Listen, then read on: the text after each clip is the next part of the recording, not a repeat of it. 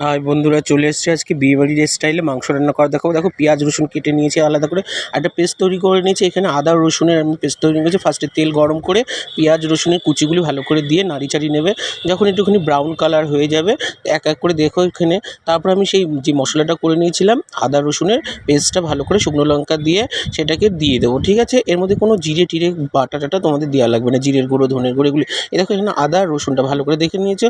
দেখো এটার মধ্যে আমি অ্যাড করে দিলাম আর একটু সামান্য পরিমাণ টমেটো ক্যাচাপ দিয়ে দেবে। দিয়ে দেখো ওখানে আমি একটুখানি যাতে কালার হয় তার জন্য আমি ওখানে কাশ্মীরি লঙ্কা গুঁড়ো, হলুদ, লবণ ব্যবহার করেছি। ব্যবহার করার পরে দেখো এখানে কড়াইতে অলরেডি তেলটা তো গরম ছিল, ভালো করে কষিয়ে নিচ্ছি মশলাটা। তারপর দেখো এখানে আমি মাংসটা নিয়ে নিয়েছি ধুয়ে, ভালো করে ফ্রেশ মাংস নেওয়ার পর আমি দেখো এখানে লবণ আর হলুদ মাখিয়ে মাংসটাকে রেখে দেবো। আর এদিকে মশলাটা কষতে থাকবো। কষার পরে দেখো কষতে কষতে তারপরে আমি একটু যখন মশলাটা তেল ছেড়ে দেবে তখন আমি ওই মাংসটা অ্যাড করে দেবো, লবণ হলুদ মাখা মাংসটা। আর বন্ধুরা একটু পাশে থেকো, পাশে লাইক কমেন্ট শেয়ার করো।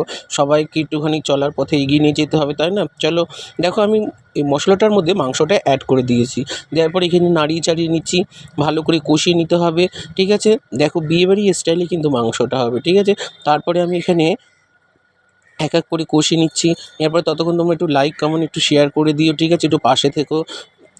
এখানে আমি তারপরে মশলাটা কষানোর পরে আমি একটুখানি ঢাকা দিয়ে দেবো। ঢাকা দেবো যাতে মাংসটা একটুখানি নরম হয়। এখানে দেখো মাংসটা অলরেডি কষা হয়ে গেছে। দেখো এখানে বিয়েবাড়ির স্টাইলে মাংস। তারপরে তোমরা এখানটা গরম মশলা অ্যাড করে দিতে পারো বা যে যেরকম মিট মশলা দিতে পারো।